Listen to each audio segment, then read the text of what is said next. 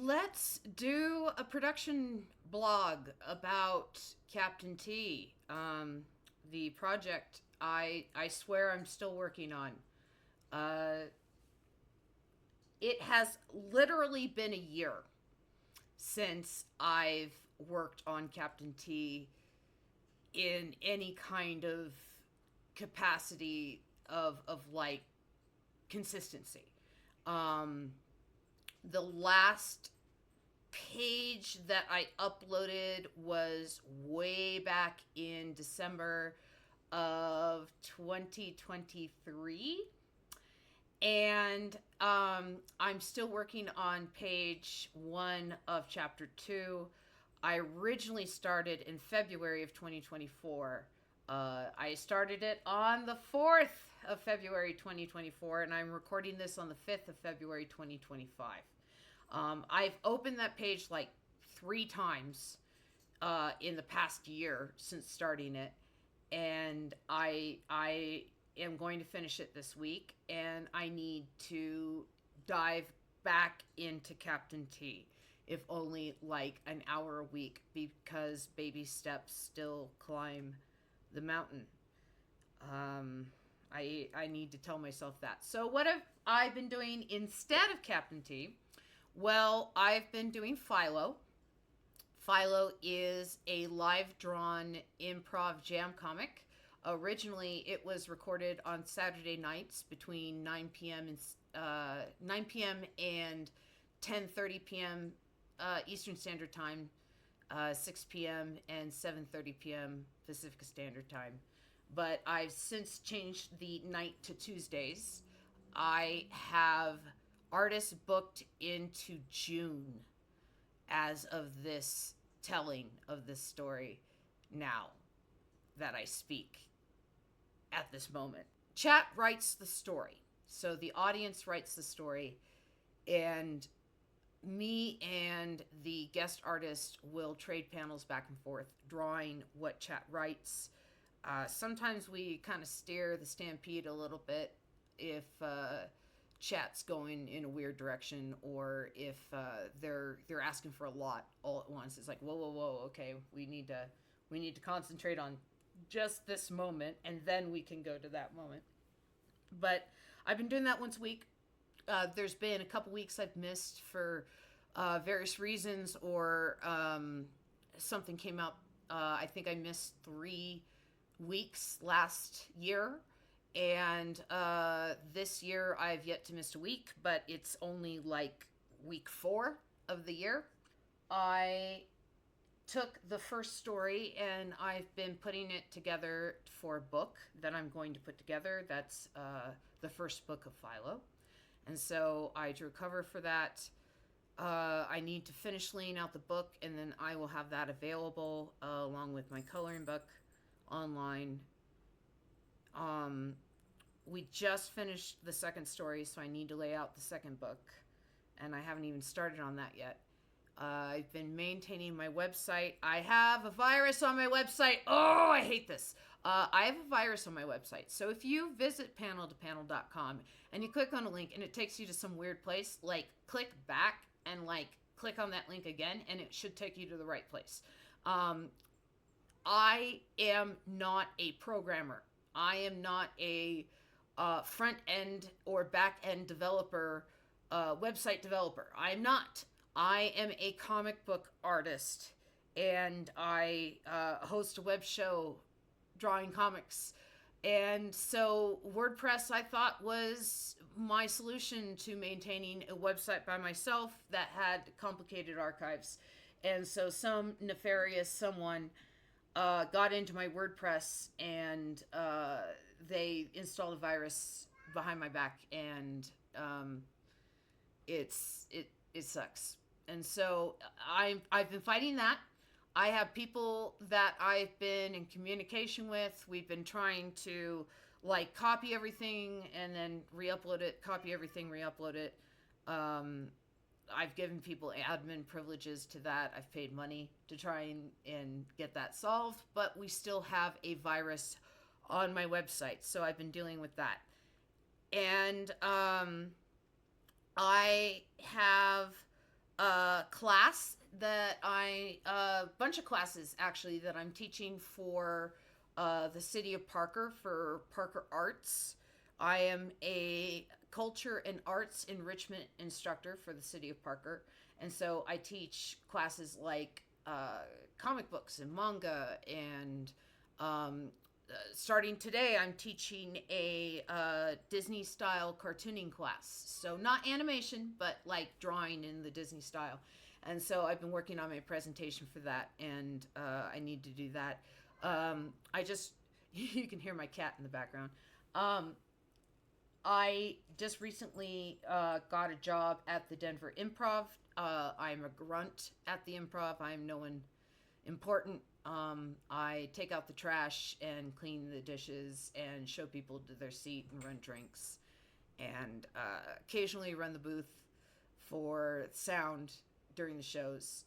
Very similar to the job that I used to do at the Acme in Minneapolis when I was a grunt there before college. And yeah, it might come with stage time. We've talked about it. There is a they don't even have an open mic right now. There's some stuff going on behind the scenes at the Denver Improv right now, and so they got some other stuff to deal with than trying to put together an open mic, and that's probably where I would start, is the open mic. Total tangent. I did stand up originally back in like 2001 through 2003, 2004. I did it throughout Riverside County, Orange County, and Los Angeles County areas. A lot of open mics, a lot of like drop-in shows, a lot of bringer shows. Like I was never big. I was never a road comic, but I'd pick like an area like Garden Grove, and it's like, okay, let's hit the open mics in Garden Grove.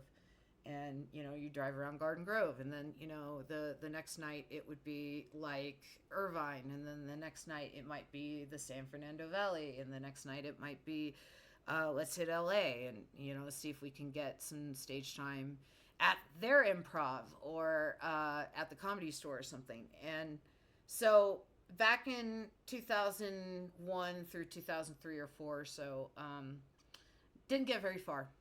And then when I graduated college and I came back to California, I immediately jumped back into bringer shows. So like I skipped the open mics and I was back into bringer shows. And I did perform on the stage of the Comedy Store. So I have that bucket item list crossed off. And they didn't have the lights on, the sign in the back that said the Comedy Store. They didn't have the lights on, but it was still on the mid stage of the main stage, and I was probably one of the last comics up. There's like 5 people left in the room, but I was there and I performed and I did my weird stuff. And yeah, I probably did stand up again for another 2 years, 2010 through 2012, maybe through 2014, because I think I did like a show or two in 2014, because Ryan Talmo, Valley Jesus in LA and throughout San Fernando Valley and stuff, was doing a lot of shows that he was booking comics for, and I was doing shows with him where it'd be only like 10, maybe 5 to 10 comics on the billing, and I'd be the bottom billing, but I'd be there. And so yeah, so I did some stand up, but when I moved to Denver, I never even touched the late night stuff, because I was in survival mode the whole time I was here. And now I am working in a comedy club and I'm hanging out with other comics, and like it's like, oh yeah, that's right, I used to tell jokes on stage and do stuff like this. And so yeah, I don't know if I'm going to do that again. I got Sebastien. I might try and bring Sebastien down there. I don't know. Sebastien! Oh my gosh. Okay, time in. Sebastien. I have been working on Sebastian. Let me show you Sebastian. Sebastian's rods aren't in right now, but I commissioned Sebastian. This is Sebastian. Hello, Sebastien Pennyworth III. Yes, he has a lisp. This is Sebastian, and so Sebastian Pennyworth III is based after a puppet that I had with the Puppet Forge way back when I did Transylvania Television, and so that all of us puppeteers had practice with puppets. Gordon Smuter had a bunch of these, like those guys had a bunch of them. Not quite built like that one. I had some changes on that guy. But Gordon Smuter had a bunch of these guys, and they were all different colors. There's like, a green one, a blue one, a yellow one, red one. I grabbed the purple one because purple was my favorite color. And they were our practice puppets so that we could go home and practice our puppeteering in front of mirrors, in front of our monitors, on our computers at home, and work on our eye contact with the with the camera, work on our eye contact with ourselves, work on the rods and the hands with the rods and stuff, because they were rod puppets too. Again, I don't have the rods in on him right now. They're sitting there, but so we had these little practice puppets, and Sebastian Pennyworth III was was a personality that came out of mine. And so I ran him for president, and he got 0.0003% of the vote on the Minnesota primary, because it was an open primary. And he ran on the Puppet Party. And I was interviewed by like Democracy Now! And he had a couple videos on YouTube that are like still there if you look for him. And like he did a couple speeches around Minneapolis and around St. Paul and like Bloomington and some of the other cities around that area. Like I think I even went up to like St. Cloud and stuff with him. And his whole shtick was like it almost sounds like sound fiscal policy until you like start to think about it a little deeper. Like one of his ideas is asteroid mining. Like he's thinking there's gold and there's minerals in the asteroids, right? So let's go and get it. But the amount of water we would burn up in rocket fuel to get those minerals and stuff, we would not get back from asteroids. There's no water in asteroids. And so like there's stuff like that, where it's like the cost does not justify the gain. And so I had a bunch of crazy things like that. Like he had a department of things you can't be bothered with. And so I ran him for president. He quote unquote lost against Obama in the primary. He didn't get far. He lost the primary. And so so I was thinking that for the last 16 years he's been in a state of ennui. And like has been reading political philosophy and has re-navigated himself, designed himself, reinvented himself as a political philosopher, because now he's like read all this stuff and he's like, oh, I'm full of all the ideas, right? But he's read stuff like Nietzsche and Machiavelli and okay, Plato's Republic, but he's going to take things out of Plato's Republic, like the descriptions of like, this is a bad government from like Plato's Republic. not Plato talking about like, this is how we prevent a bad government. This is a good government, right? You know, so he's going to take like the worst pieces out of things. I gotta reorder my like Marx Hegel books. I gotta reorder my existentialism books. So I gotta get back into Sartre and Camus. I have to rebuy a copy of The Stranger. Like, I got rid of all my philosophy books a couple years ago because Ian's like, you got to get rid of a bunch of books. I'm tired of moving all your books. And so, like, all my philosophy books, they got cut in the great purge of my library. And now that I am making a political puppet, I'm like, oh, you made me get rid of my philosophy books. Now I gotta rebuy my philosophy books. Oh, I had all these notes in my philosophy books. Ah! And it's, yes, so it's like I miss my Marx reader. Yeah, I miss my manifesto, my communist manifesto.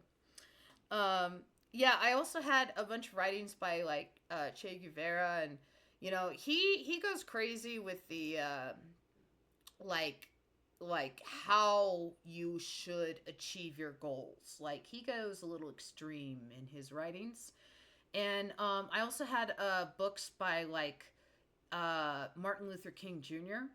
that I had to get rid of because they were part of the philosophy books, and like he had a lot of really interesting thinking. He was very observant. Him and Malcolm X both, and so I have to rebuy those books.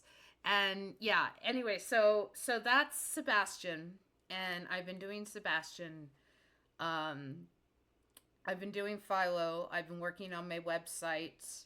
I have been very active on social media with promotions for Philo and promotions for Earth Space Live.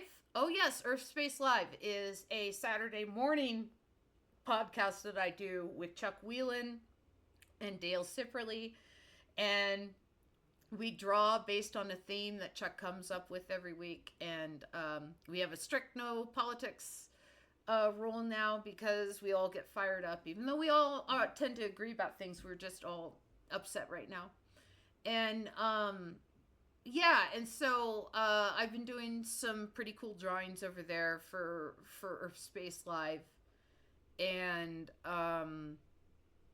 yeah, like some cool stuff.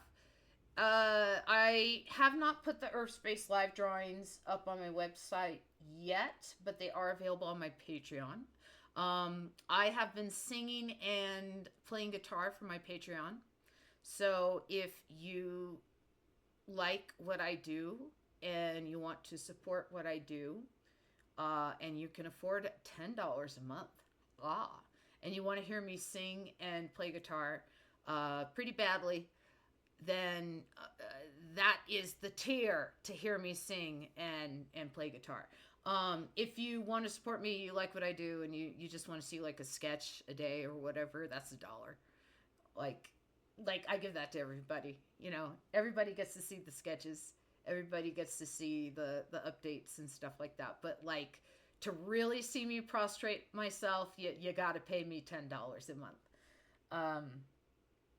Yeah, that's that is my Patreon thing. I've been trying to be very active on Patreon. I have been uploading a sketch a day on Patreon, and then they have also been getting all of my ads, my little promos for Philo, which is a little previously on Philo, and then I have my little bio promo of who is going to be my guest star on Philo, and so that takes time to put together. I've been doing that, and then, yeah, I've been kind of just maintaining. I had to put together AI proof resume. Maybe I'll make a video about that, about how I AI proofed my resume. Like, not if you can't beat them, join them. No, no, no. I outsmarted the machine. The machine does exactly what you tell it to do. So in my resume, in sneaky, sneaky ways, I told it exactly to do what I wanted it to do, which was get me the job. And it got me the job.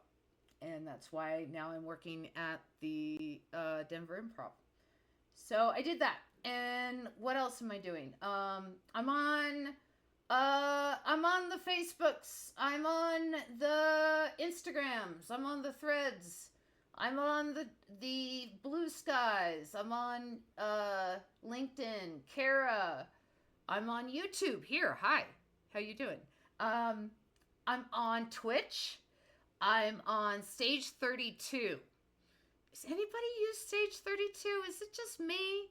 Like they sell classes and stuff to people of like, hey, do you wanna like write a script about something? Like I know like two other people on Stage 32, and like that's it. I don't know. Talk to me in the comments. Tell me if you use Stage 32. Anyway, okay, so I'm on there. I have a Substack. I am going to take my notes from the class that I'm teaching starting today and throughout the month of February on Disney style cartooning. I'm going to upload them to Stage 32. Right now, there's my notes from a lecture that I gave to the Cartoonist Northwest, which was a half-hour lecture because I had Philo had to record really quick. It was scheduled kind of weird. And then I got my Patreon, and I have my website, which is panel2panel.com. And yeah, I got all of that. You can find me everywhere. And I got to get back to Captain T. I have to. That's on Keen Spot. And I need to get back to that regularly. It is now 1 p.m. my time. I got to get ready for my class. I'll see you soon. Have a good one.